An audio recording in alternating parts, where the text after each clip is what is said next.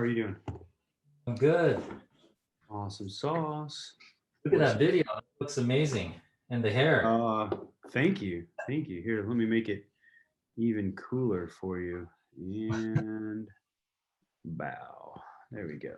Oh my gosh, that's dope. The image capture doesn't do so much for the frills of hair, but you get the idea. Yeah, Millennium Falcon that's, there. that is awesome. Did you create that or did you like find, oh, I see Yeah, it's Lucas. just a background. Got you. Just a background. Somebody was hey, these are backgrounds. You should use them. I was like, all right. I love it. Yeah. So what's up, man? What questions? What are we talking about? Let's talk. I'm excited. First of all, I'm just excited for you to join. Like just to get your, input, feedback, the whole nine, like just kind of being part of my journey, like as a coach, as a trainer, just a mover in general, like business owner as well. Like I'm inspired, and when I met you through Matt Trustcott, it was like, this is how Matt described you. He's like, I know this awesome coach. He's an elite Spartan and he owns this business in Burlingame and you should go check it out. I was like, what? There's other Spartans in the area? So like, I just kind of, I was in the process of, trying to work with my clients that were moving into your area because they were moving into like Hillsboro, and which is right outside Burlingame, and that's kind of how it started. And yeah, and then he's like, yeah, check him out. I was like, okay. So I looked up your site. I was like, okay, that place looks awesome, and here we are. Well, here we are. Yeah, that was the road. The road has been so long since that day. Also, Exactly. That was wow. When was that? When did I come talk to you? Was that 2017, 2018? I can't even remember now. I think so. Yeah, I think it was something like that. I just remember being super nervous, sitting across from you. Why is that?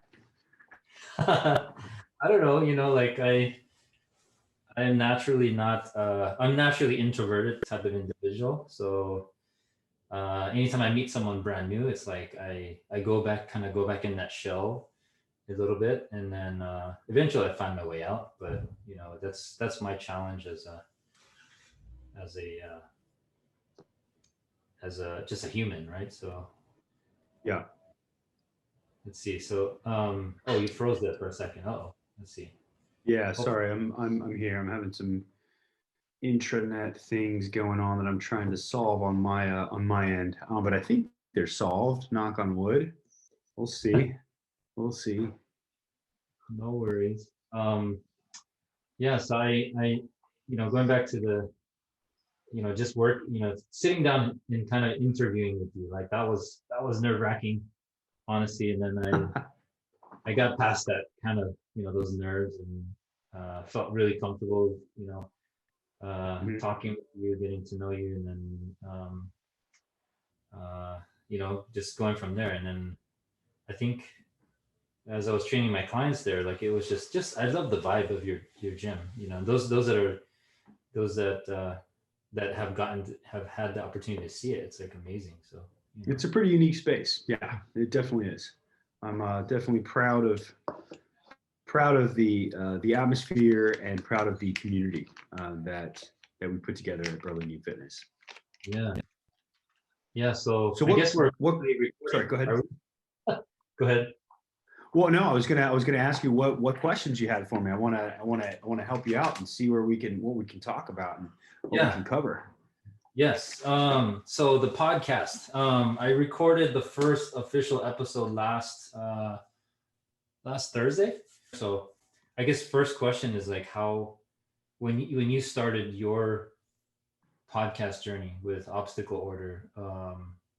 We briefly talked before about it. Like how did that begin? Like what was your journey with respect to podcast? Well, my partner in the business was we would I'd known him for about 5 years at the time, 6 years at the time, and he and I would drive to races together. And my wife, who was also an elite level racer, would just be sitting in the car with us, and we'd be arguing about just, the best way to train, the best fuel to train with, why we preferred certain types of compression gear over the other.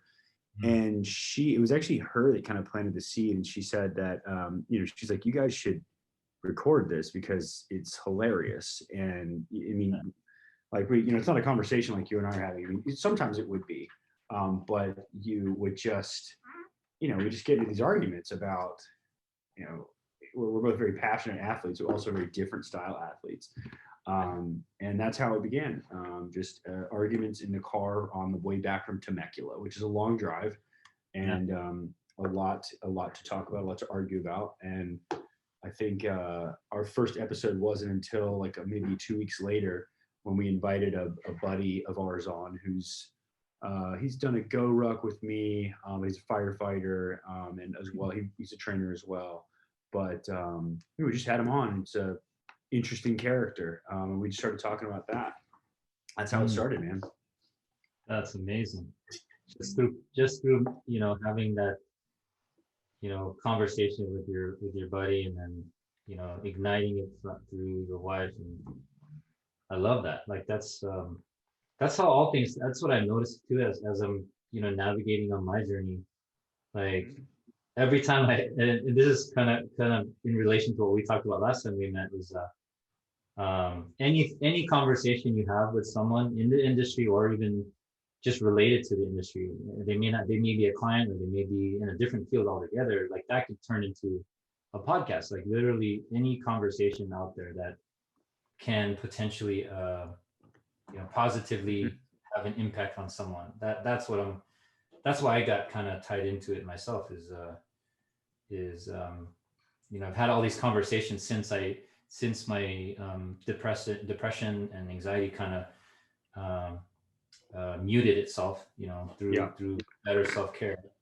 So right now it's muted, which I hope stays permanently muted, but we'll see what, with depression, anxiety, it kind of can just come out of nowhere sometimes. And so I feel like, and for me, practicing self-care, better self-care is of utmost importance. And one of the best ways to practice self-care is through conversation, and just talking about some topic or any topic that kind of makes me think, or makes me, rather than internally ruminating in my head, I'd rather just interact like this. And that's kind of my healing process, is talking and learning and repeating. Excuse me. No worries. That whole nine. So bless you. So I feel like going through this process of just conversating with you like this, or when we met the other day, like that uplifted me. Even just sitting in the sunlight, having brunch together, like that uplifted me. Simple things. And I feel like this outlet through podcasting is going to help me get even better and give me a better barrier, I guess, if you will, from having another episode. So but that's the whole point and purpose of my podcast, is to take someone in the same industry, or invite people in the same industry, and learn something new, and teach others who are listening in something new, but also educate them more about mental health and how that relates to fitness, exercise, that whole kind of approach to living a better life. And something you're very big on. What's your motto again? Just to share with everyone. You say it all the time. I make people harder to kill. That's it. If anyone, it's kind of like one of the drivers in seeking new experiences and adventure in my life was one of the old Navy commercials. And I had pretty much everyone in my family that is a male was in the military, except for me, just enough for them to give me the real, they're like, you question authority too much, you're not going to do well, don't go into the military. So I went culinary instead, and different kind of a order system there. But the old Navy commercial was, if anyone wrote a book about your life, would anyone want to read it? And I'm kind of like, would they want to read that? And so, in making the chapters of my life, I've done, I've done some pretty interesting things, I think. And then coming into the service industry, serving the people that I am fortunate enough to serve, we played around some other taglines, train smart, move well, be fit. Mm-hmm. But with the worldwide pandemic, that changes everything. And you think about the statistics are, other than the fluke numbers of people who just got COVID and died. Mm-hmm. It's the people who are already at high risk for some sort of disease. Maybe it's cardiorespiratory, or they have some underlying factor. It's kind of like, if anybody wanted to kill me, would it be an easy job or would it be a hard job? Mm-hmm. And like I think it'd probably be pretty hard. Like, Mm-hmm. if you just came, sniper rifles excluded. Yeah. But so that kind of stuck. And I started, asking my clients, I'm like, hey, if anybody wanted to kill you, like, would it be a tough job or would it be a pretty easy job? And they're like, now that you put it like that, like, maybe if it was easy, they're like, well, let's get better at this. Let's get tougher. Let's get stronger. Let's get faster. So That's all. it can mean a lot of different things. But yeah, that's what we say. I love it. I love it. I guess one thing I plan to ask all my guests, and this is like, you know, kind of in relation to how, why I got into fitness, is like, how did you get your start? You mentioned, you went into culinary first, and then went into fitness. Like, what Yeah. was that switch like? Like, I switched from engineering to fitness, like, and I That had some kind of major event that caused that to happen. It yeah, kind of led up to that. sure. So that was the best worst day of my life. I was probably 22 years old. I just moved 3,000 miles across the country from Charleston, South Carolina, where I went to school. Excuse me. And I moved out here on a job interview. I worked there for a month at a restaurant called Town Hall in downtown San Francisco. Nice. Was commuting an hour each way to work for $22 an hour, and I was just a line cook. So start from the bottom in a new field, but it was my 10th and final year of kitchen life, and things just didn't work out. They said, "Hey, it's not working out," and I said, "No, it's not." And they bought me a beer at their bar, and I sat there drinking it, and I had to reevaluate my needs, my priorities. I had less than I needed to pay rent. Yeah. And I decided one of my first priorities was that I needed to keep my head straight. And fitness, working out, was the one way that I did that. And I was on my last week of a 2-week pass at a Bally Total Fitness in Hayward, California, which I think now is like an AutoZone. Nice. And I was like, well, I don't want to pay for a gym membership, so maybe I'll just apply to work here until I figure a few things out.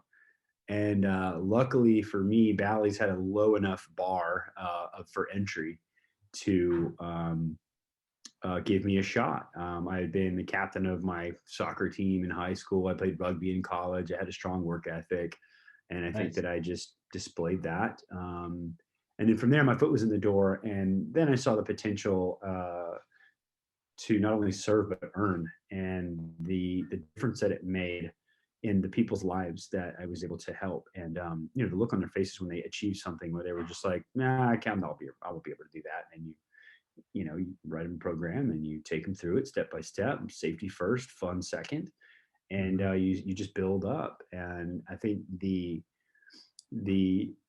reaction that I got from people, and the people that I got to rub shoulders with, was what really got me addicted to this industry and the potential that it has for growth. Plus, you don't have to clean a kitchen at the end of the day, and that was really, really something that I was Yeah. extremely thankful for, and very shocked the first day that I remember the very first day of my floor shift at Bally's. They're like, all right, you're done. It's 6 p.m., 7 p.m., whatever. I'm like, all right, so do you need me to clean the gym or take the trash out? And they're like, no, just go home. And I'm like, I'm just shocked. I'm like, really? Am I being punked here? Like, what? Because it's the test. Yeah. And that was 2007. Yeah, that was summer of 2007. Now here we are, 21. Nice. Boom, year 14. That's awesome. That's how it started, man. That's so cool. Like I love the it's a complete, I mean, it's related in a sense, right? Culinary, you work with food, and nutrition is important for fitness. I think and I know, like, in working with you and learning more about you, is you have that approach with your business, right? Burlingame Fitness is there. It's more than just coaching or training. It's like you call your trainers health coaches, right? Or what's the official term? Yeah, And yeah, I that's love correct. that. I love that. And I guess what would be interesting to find out from you is, like, what's your approach and philosophy on personal training, coaching, or health coaching? Like, when you coach up new trainers, if you had a new trainer coming in, like, what would be ideal for them to develop or come in with, or what, Um, what's your take on that? Sure. Well, it's a pretty broad stroke question, and there's no one shoe to fit each Mhm. trainer. But if I were going to prioritize something, it would be care and personality, because at Mhm. the end of the day, you could be the best, best quoting trainer or coach or what have you.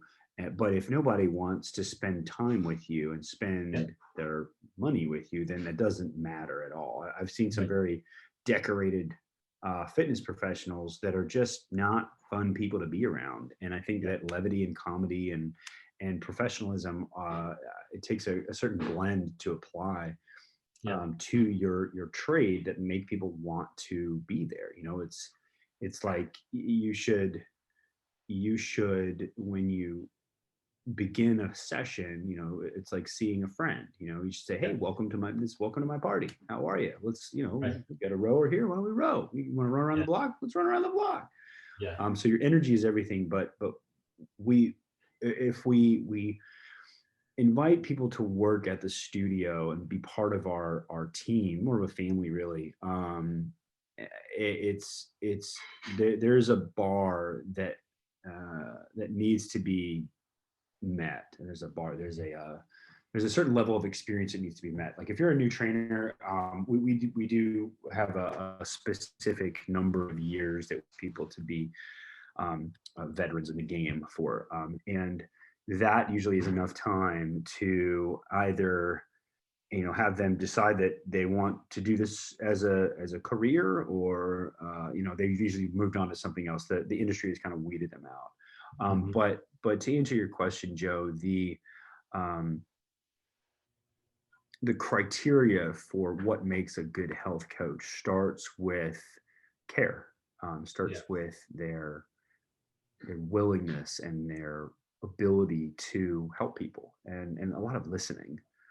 And then after that, your professional training will Mhm. come into play.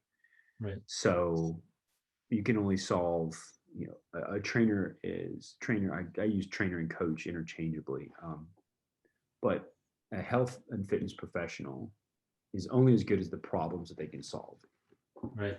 and that is what we look for uh, in inviting someone onto our team, in Yeah. what we define as a good servant of the industry.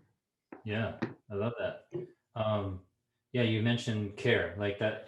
Being empathetic is, like, huge, right? If you're not empathetic, you can't, relate to, your client's journey, right? Like they came there for a reason. Mm-hmm.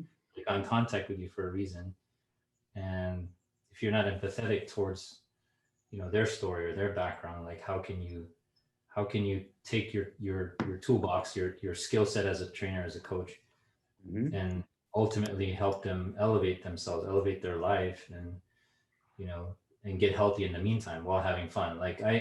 And that's what I noticed too when I train my clients. They're like, your energy there is awesome. The family vibe, the constant, Thank you. conversations back and forth, the fun conversations, like, um, I'm very attuned to like what's going on around me. So I always like listen in on conversations just because I can hear it in the background. But it was always that happy, like, fun vibe. And yet you guys are accomplishing so much for, your clients. Like just, me coming in as a new trainer, that was a learning experience, but also just kind of eye opening. Like um, learning all the little, important skills outside of training, outside of coaching, like Mhm. caring, like having a heart, being respectful, you know, time management, business management, the whole nine. Like, and that's why I'm inspired by you. Like,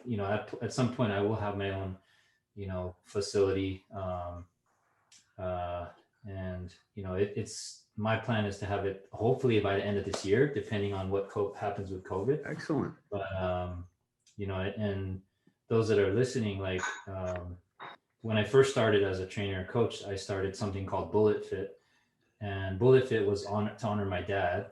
Bala in Tagalog, if you translate it, it means bullet. And so, Mhm. my dad's name with fitness, like that was my whole approach. I had clients and that I was working with, and then I got into the corporate gym setting, and then that kind of went on hold, Bullet Fit. But the idea is this year I'm going to relaunch Bullet Fit, but have a new kind of approach to it. It'll be outdoor, most likely, and then have just like little indoor space to store stuff. But the approach is like take clients that are interested in OCR, Spartan, and Ninja Wear. Like I want to cover all three bases, and take my journey, my experience as a Spartan, as Mhm. a Ninja Warrior, and then now as a coach, and just kind of take people to the next level with their fitness. And um, so your space in Burlingame Fitness, um,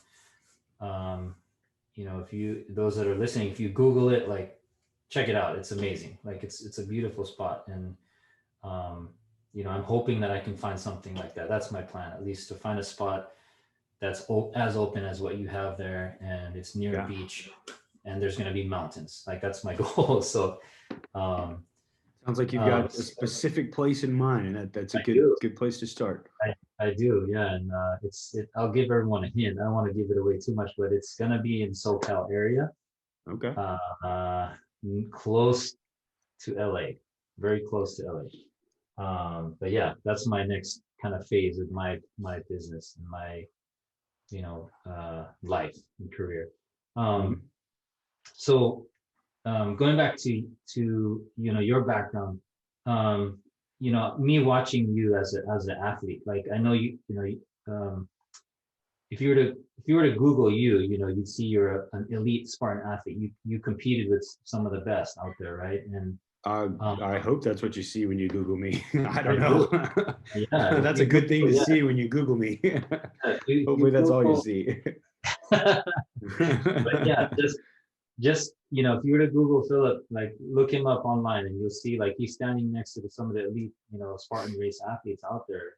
And one of the ones that kind of stood out to me the most, there was a post you put up a while ago. I Mhm, think it was at Spartan San Francisco, the Stadion or State. It was mhm. called Stadium before, but Stadion. There was a post you had, zoom. There's a picture you zoomed in on it where your Nike shoe was like had this like hole in it. I don't, could you Yeah, kind of elaborate on that story? That was pretty that crazy. was Dallas, Texas, 2017. The Cowboy Stadium Oh, sprint, Stadion. I don't know why they called it that, but we showed up and crushed. And that was I thought it was from a piece of metal or something. And I had it's way back on my social feed, which is just my name, Philip two underscores and Levi. But you see the shoes, and there's just this massive just trench in the actual shoe, and I had no idea that it was there until I got my race photos back, and I'm like, there's one of me flipping over a wall, and I'm it looks kind of like I'm laying on top of the wall, but my feet are up in the air, and I'm like, all right, not too chubby there, looking pretty good, I guess. And what the heck is on my foot? What is that? yeah. And I see this trench in my foot, and I'm like, and I go get the shoe. It's in my closet or something like that, in my trunk. and go get it. And sure enough, there's a hole that you could just, shove your index finger through. And I'm like, well, goodness, it's a good thing I wasn't wearing my minimal shoes, which I normally run in. I usually run in like New Balance Minimus Yeah. or something like that, Vivos or,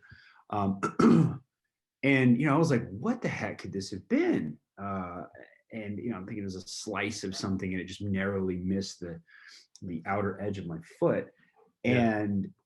And so I did this little write up on it on a blog that I used to do. And it was like how the Nike Pegasus 2 saved my OCR season, thinking that the padding from the shoe was what saved me from this shard of metal. Yeah. And went through my days like, oh boy, what if, and all that jazz. And the next stadium race came along, and I wore a new pair of shoes. I was sponsored at the time, so they're like, well, here's some new shoes. I'm like, all right, great. And the thing came back again, and I'm like, what is this from? And it took I mean, I figured it out pretty quickly. What it was, Joe, was when I was coming down the rope, I was coming down so fast and with my feet clamped in a J hook so tight. Well, I mean, I was a little heavier now, but I was about 190 then. Yeah. And it was the rope. It was the rope burning into the sole of the shoe. And so, it kind of took some of the luster out of the previous story of like, oh, my foot was, inches away or micrometers away from the spike of metal. Yeah. And it's like, oh, it was actually just a rope. And the Pegasus sole was so soft that it just ate right into it. I'm still kind of amazed that it would do that. But that's what it was, because I did it to a few other pairs of shoes. Because when you're ripping down that rope, I mean, you're going fast. And they don't like when you just drop. So that's where it was from, was the rope burn eating through my shoe, which kind of goes to say something about the quality of the construction of that shoe. Yeah. I guess kind of make it too well, they won't get you to buy more shoes, will they? I wonder what kind of temperature it got to. I'm just being engineering nerdy here. Like, what temperature did it get to? That is, I think it wasn't a melt. I think it was more of a tear, more of a shred. Okay.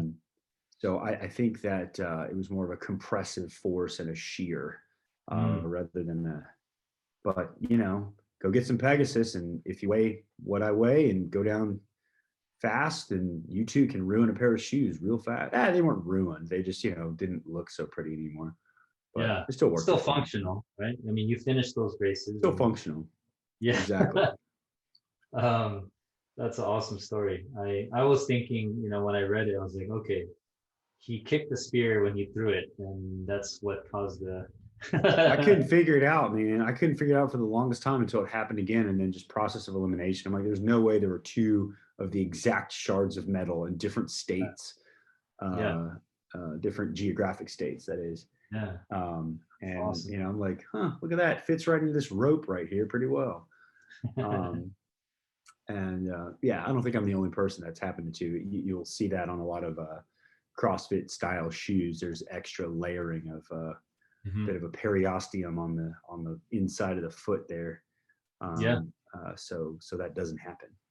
Yeah, no, that's why those shoes in particular are they have OCR specific shoes or CrossFit style shoes that are perfect for those kind of races. So yeah, those that are listening, like if you're new to Spartan, make sure you have the right or best type of shoe for your race. Don't just go in there wearing some Vans or whatever. Definitely take care of your feet. Yes, exactly. So as far as your training goes, like I know that you mentioned that you're no longer racing for doing Spartan. You still do some runs, like out there, I guess, like trail running and things like that. I take it. Okay. Yeah. And what about your training? Is it like, is your favorite training modality kind of a mix of, strength, power, conditioning, like, or HIIT? Like, is there one type of training that is your go-to, or is it like you kind of go with what you feel is going to work for you at that time? Well, a little bit of both. I mean, it's hard to give a simple answer to, well, anything. I mean, life is complex, and simple Yeah, answers are tough to come by.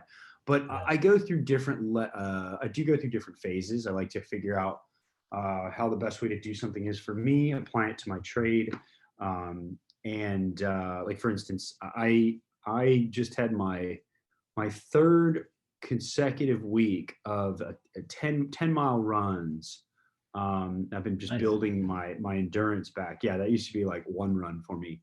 Mhm. But I actually was injured for quite some time at the end of 2019. I did a very long 21-mile mountain race, Ooh, and then in December and in February, I developed a pretty nasty case of iliotibial band syndrome, okay. and that, and then COVID hit, and people were staying inside, yada yada yada. I also had a baby. Well, my wife technically had the baby, um, so there was just a lot of big life change, and the OCR thing was a lot of fun. I did it for 5 years, went all around the world, and I felt like I was kind of like, I'd explored that. And it was a lot of fun.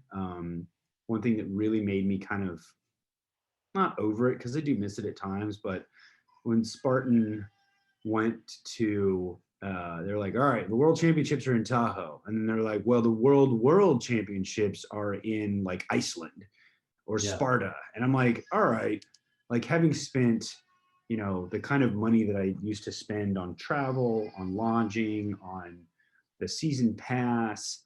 Granted, I would not trade those memories for many things, but it Right. was just kind of like, all right, like I get it, guys. You're running a business and you just made it like, like who's most committed also means like money, or who's sponsored and doesn't have to worry about those things. And I'm kind of like, Yeah. it took the passion out of it for me. Gotcha. And so then I started focusing on other things like being a dad, figuring out how the hell my business was going to survive through Mhm. COVID, and nursing myself back to health so I could actually run again. Because I've been running since I was 12 for wrestling when I was a freshman in high school, Nice. and it was my meditation, and it was something that I just loved to do, and I could always organize my thoughts while I was running, whether it be in Memphis or Charleston or San Francisco. Mhm. um, and when I couldn't do that anymore, I just, it was a bit of depression, and the whole world being shut down. I think I probably single-handedly increased the stock price of Jack Daniels, at least in the first part of the pandemic, because that's how we're like, well, not really going to work except my garage and Zooming tomorrow. We'll sweat this out. Teaching my body garage class, little free class I put up on my YouTube channel, I love and that uh, class, and by then the way. we'll just take the punches as they come. And that was my life for 8 months, and Yeah. then metabolism slow, get a little fat, and rehabbed the knee, and now we're running again. But That's yeah, awesome. so super long answer to your question. I like to learn as much as possible about as many types of physical training challenges, I guess. Like right now, I'm on a gymnastics program that I've written out, and the goal is I'd like to be able to do a plunge. And for Nice. those of you, that is a plank without your feet on the ground. Yeah. And it's ridiculous. It's ridiculous difficult. And this is only week 3 of like probably 18 weeks. But the changes are coming, and it's a nice break from the competition style Yeah. turf games, CrossFit games, grid league, whatever. Just smash, go, go, go, go, go. Yeah. Because we're not 25 anymore, and recovery and regeneration is an even larger part of our Hmm. personal game, as well as the service that we provide to our clients. Because Right.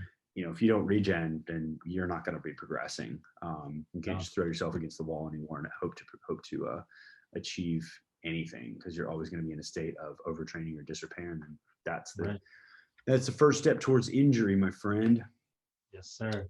Yeah. That's kind of that ties in well to what I've been dealing with. Like I have this old low back injury Yeah. that I re-aggravated. This is something I had when I was a breakdancer back when I was a youth. I was a b-boy, 12, 13 years old, and pretty fast on my, with my floor work. I was just spinning super fast, and then going into if those that are familiar with breakdancing, if you're doing a windmill and you're spinning on your back, if you're going way too fast, those legs, the centrifugal force is going to be so high that you'll get so much force behind it, and it'll eventually pop. And that's what happened with me. I somehow injured my hips, and You windmilled yourself apart? yeah, totally. That's some power you were generating there, Joe. It was a ton of power, and like I was light back then. I was probably, I'd say, 120, 125 pounds, right? And with that amount of power I had, because I was pretty strong for my size, like I could lift Mhm. my body weight easily and just do like crazy stuff. I would do like what's called a flare into a, A 1990, master where swipe. yeah. So like all those power moves, that was my thing. And so when I injured myself, like I didn't know. I got up, walked it off. It was in the middle of battle or breakdancing battle where people are in a circle, and when they heard the pop, everyone was like, "Ooh!" That was the kind of like pain that I felt internally, and I just kind of walked it off, thinking everything was okay. And lo and behold, 30 years later, my SI joints, they're just like locked in place, and my body learned how to compensate. And that's my journey this past, like from December, or sorry, from July until today. I'm still fighting, coming back to get to 100%. Is the chiro I work with unlocked the SI joints, and then I have all these things I'm dealing with my Mhm. QL, my glutes, all the glute muscles, the erectors in my spine, just the whole nine, the whole chain.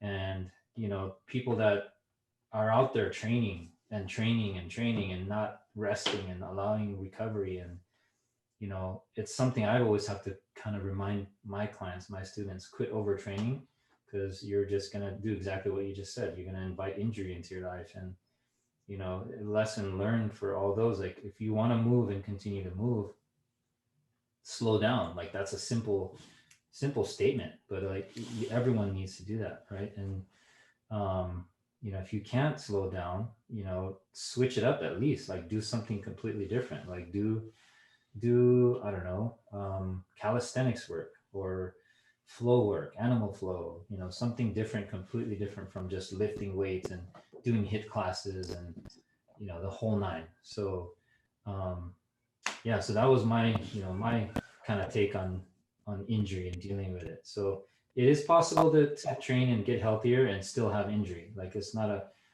but you also have to be mindful to slow down, right?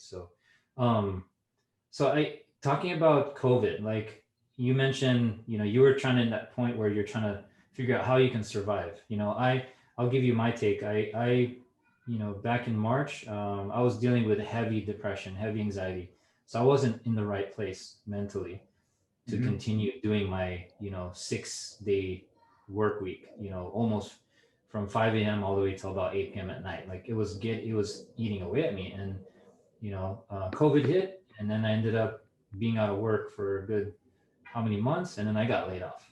So I was without a job. I was kind of like trying to, find my way back to fitness. I knew I had a passion for it. I knew I have a purpose as a coach, as a trainer. Mhm. Um, and luckily, I got the right help I needed. And I'll share that in a different podcast. What I did to get to where I am today, and then eventually relaunch my business and rename it to Joe Bala Fitness. Mhm. But so for you with Burlingame Fitness, and I've seen this on your site and posts that you put up, like you've elevated what you offer at Burlingame Fitness, and the outdoor space is beautiful. Anyone that is in the Bay Area, and if you check out Burlingame Fitness, please like visit. Like it's amazing space. Like, can you tell the people listening and watching, like what they can expect to see there or find there? Yeah, sure. I mean, our Instagram is relatively current with what our outdoor offerings are. It's basically just it's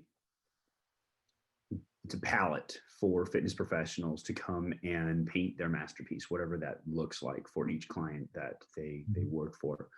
And we've got a 3,700 square foot astroturf outdoor area that's also shaded. That was a big project last summer of creating shade for that whole space.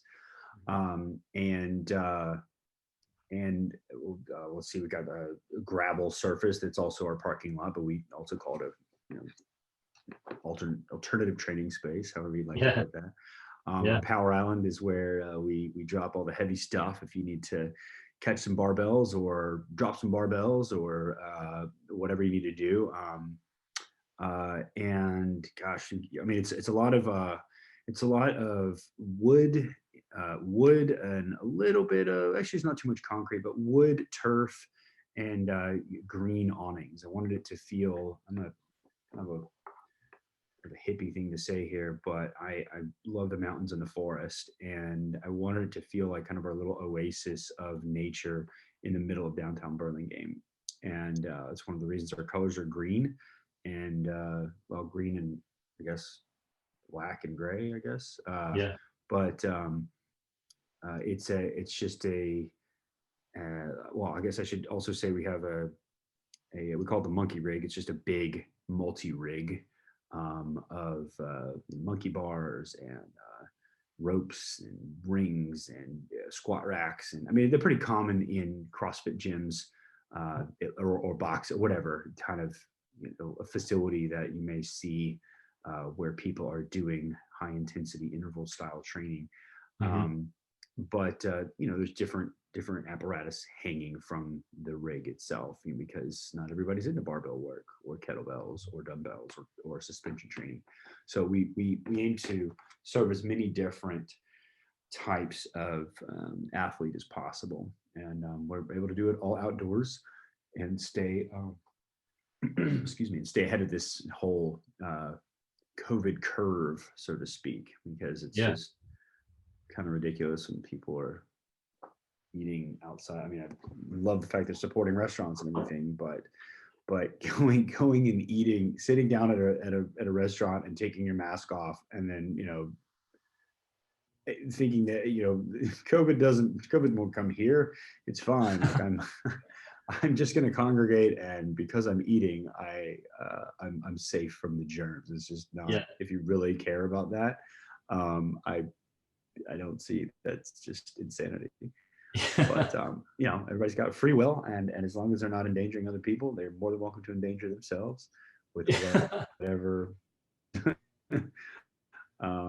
But yeah, so that's why we keep everything outside. It's a service to the community and those that they come and visit us. That's awesome. No, that's fantastic. And yeah, the listeners and people watching, like, um, I used to, like I said earlier in the podcast, like I was training my clients that were from the Bay, from South Bay, uh, and they moved to your area, and that's why I started um, renting space from you. So, the goal is, for me, under Joe Bala Fitness, I'm gonna kind of branch out. Like, so I have people in South Bay, East Bay, like North Bay. So I'm gonna cover like a pretty big area, and I'm mobile. I can do pretty much everything as long as my car survives it. I'm good. Right. But I'm learning. I should probably switch cars. I drive an SUV, so it's not liking uh, the mileage I'm putting on it. So I will be switching at some Hmm. point. But the training at Burlingame Fitness is awesome. Definitely those of you that are considering looking for a training space, or looking for some awesome coaches, like definitely check out Burlingame Fitness. Um, so in relation to so something for me, now is like mental health. How do you, and you mentioned earlier you had a little bit of depression when you got injured, and you're coming back and rehabbing, and not racing as you did before. Hmm. How do you practice your self-care? What are things that you do daily. And you showed me something that was really important, like that I do myself. And so maybe you can share that with the Yeah, listeners. yeah, sure. Happy to.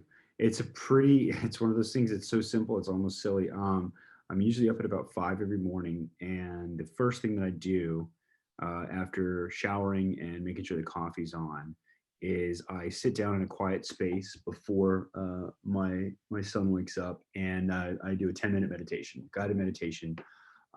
There's lots out there. I've tried many of them. I prefer Sam Harris.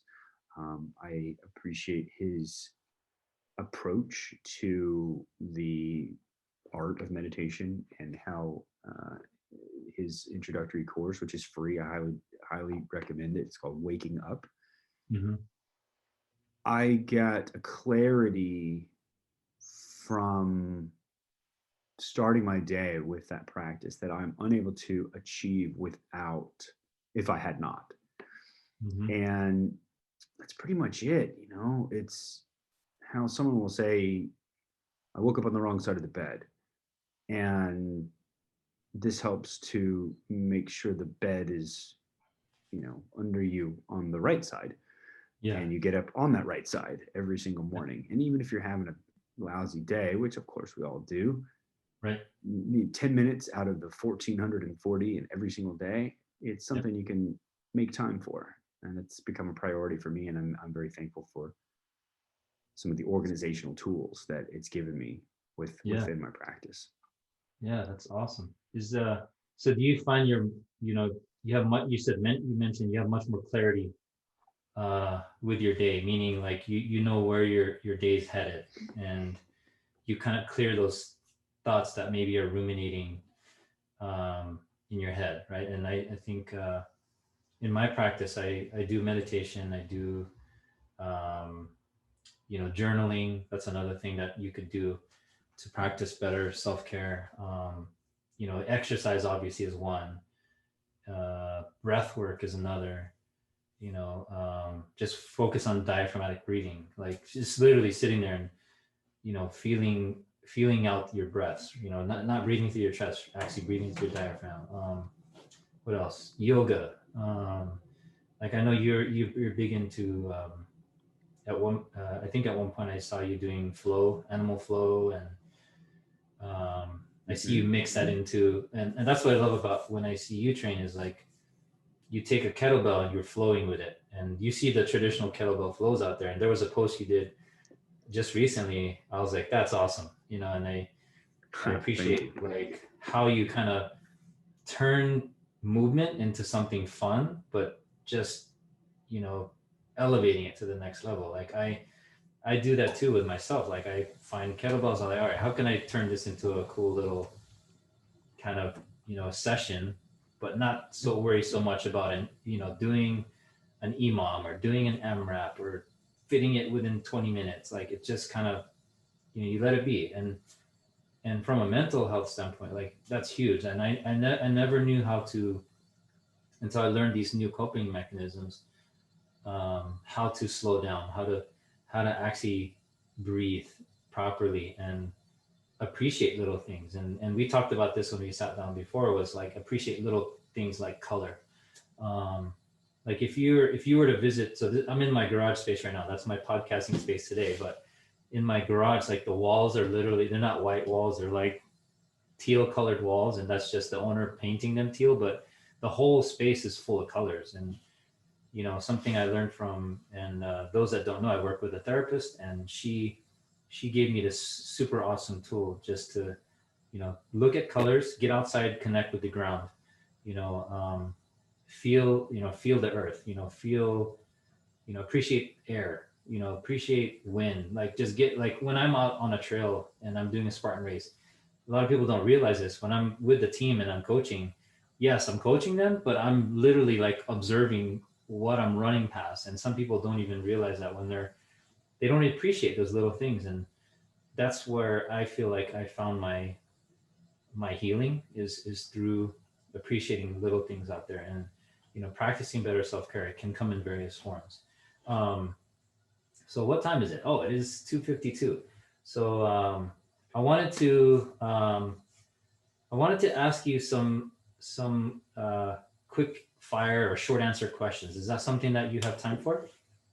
Yeah. I've got to jump off here at 3, but yeah, happy to play till then, man. All right. So I got a list of questions here. It should be done within 3 to 4 minutes. Yeah, sure. Um, so so the way this works is I'm gonna ask you a quick question, and then you're gonna answer with either yes, no, or one word answer, or maybe even true, false. Okay. Um, so I'm gonna put my timer up. So I'm gonna respect your time here. All right. So first question for you is what is your favorite cheat meal? I'm sorry. Say favorite what?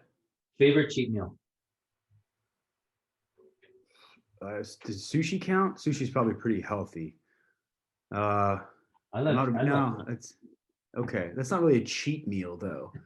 I'd say a good burger, a good hamburger. burger. Yeah, Interesting. Okay, yeah, awesome. like bacon. I want a fried egg on there. I want some sweet potato fries, and not a beer when I'm eating it, but a beer when I'm done. I Yeah, can't drink and eat at the same time. that's So awesome. yeah. I love it. That's similar. I have a similar, approach to my cheat meals. So related to beer, what's your favorite beer? Style of beer, I guess is another question. I would say Pliny the Elder. Okay, maybe I've never heard That's of that a one. Is that like a Oh man, lager? it's delicious. No, it's an IPA. Oh IPA. shoot, somebody's gonna skewer me on the social channels for this. What is Pliny the Elder? Whoever's listening that knows, it's damn good beer is what it is, Joe, and that's all I care about. Where would I find this beer? Because I love IPAs. Oh, you can find it. I mean, they sell it at Safeway. All right, Should be any specialty store, Molly Stone's, Drager's, gotcha. anything like that. Yeah, All it's right, it's it's pretty easy to come by. They make it in the East Bay. all right. I'm gonna go find this beer and I'm gonna try it. You can I do it. love it. Um, Cooking at home or takeout? Oh, that depends on the day. We're cooking at home most of the nights. We cook at home, but my wife and I both work. We have several businesses each, and it depends on the ebb and flow of business. Last night we were a little lazy, so we got some Burmese cuisine, which was absolutely worth it. Mm, And tonight we're cooking some Hello Fresh. Free plug there for HelloFresh out there. It's oh, delicious. If you want to send me some free gear, well, free food, not free gear, that yeah, would be great. But yeah, that's the food service we normally use to cook for ourselves. nice. I tried HelloFresh myself, and yeah, I want to go back to trying it. So yeah, it's awesome. Hmm. Um, Burmese food. Now you got me wondering what I'm gonna try to convince my wife not to get some. So um, we'll see. We'll wait till Friday to get. That's our approach. We Cool. cook Monday through Thursday, and then we kind of relax a little bit.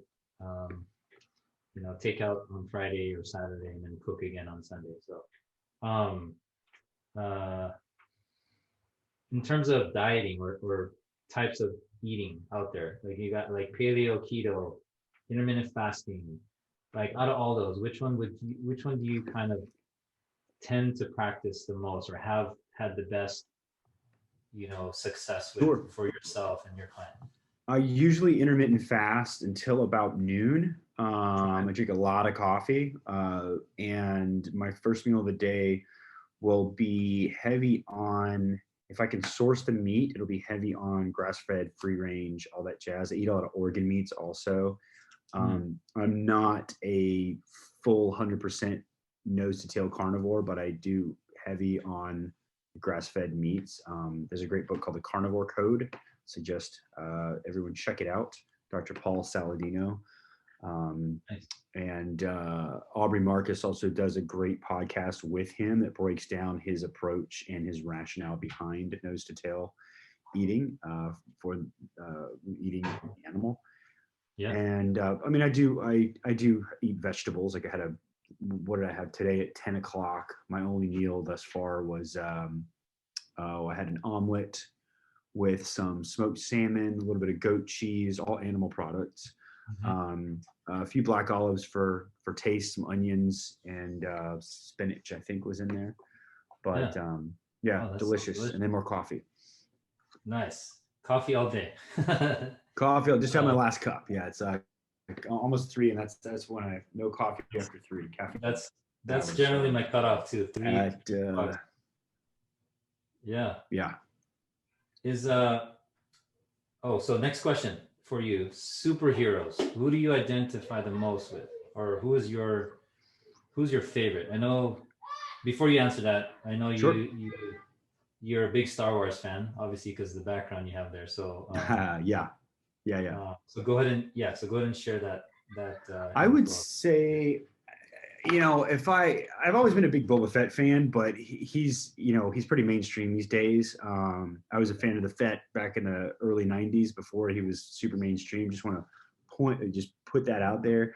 I would say Spawn. Spawn is he's an image. Todd McFarlane. He was my go-to when I was a kid because he was kind of an anti-hero. Yeah.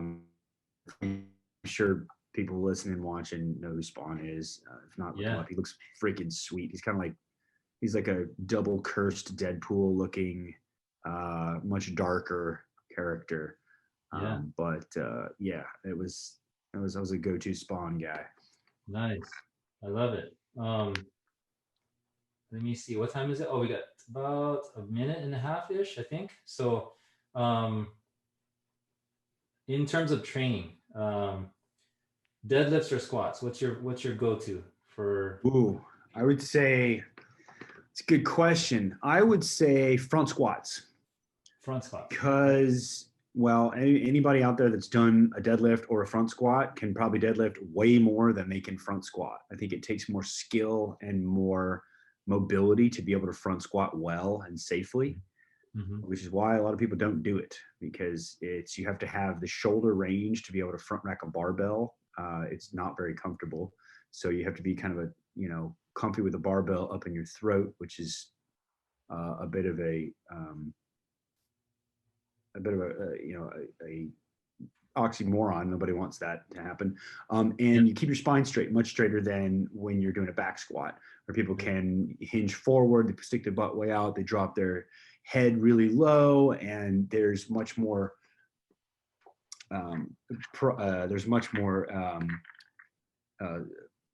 probability that they will mess something up. And that's in relation to the too much hip hinge, too much chest drop, too much head drop, and not enough depth from the hips. So I would say front squats over deadlifts. Now, do I like to do deadlifts more? Absolutely, because it makes you feel empowered. You deadlift 450 and front squat maybe 270, maybe. Yeah. That's probably way too high. Maybe 250. That's a ton of weight right there.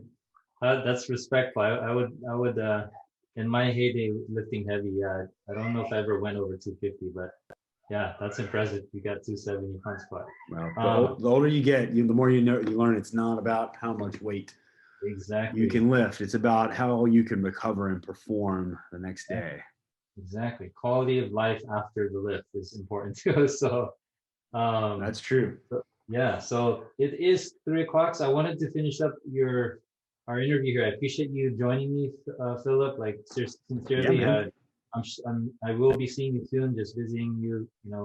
Trying to get my clients to come in there and pick up some new clients in your area. But how can people reach you? Like, what's your social media, your website? Sure. Yeah. So my website is Philip Levi or it's philiplevy.com.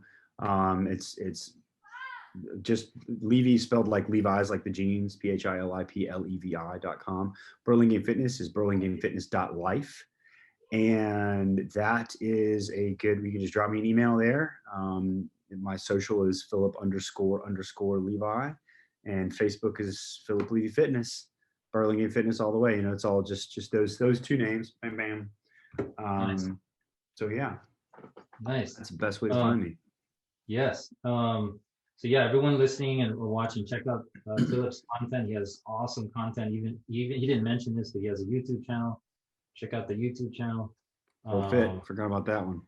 Yes. And To finish out everything, I'm going to give you the option. You can either give like one answer on this or three. What's your best advice for a new trainer coming in or a coach like entering the industry? Is it do you have three tips or one or two? What do you think? What's I have your one tip: give, give, give. Give your time, give your energy, give your expertise away, and it will come back in dividends. Awesome? I love it. That's all there is Love to it. it. Thank you, brother. Yeah, so we're Yeah, gonna of course, end brother. there. Thank you, Philip. I will catch you soon at the next visit, I'm sure. And take care. Say hi to your beautiful wife and beautiful son. I Like, will do take care that. and stay safe. All right. Okay, Thanks, brother. man. Peace All out, right. guys. Bye.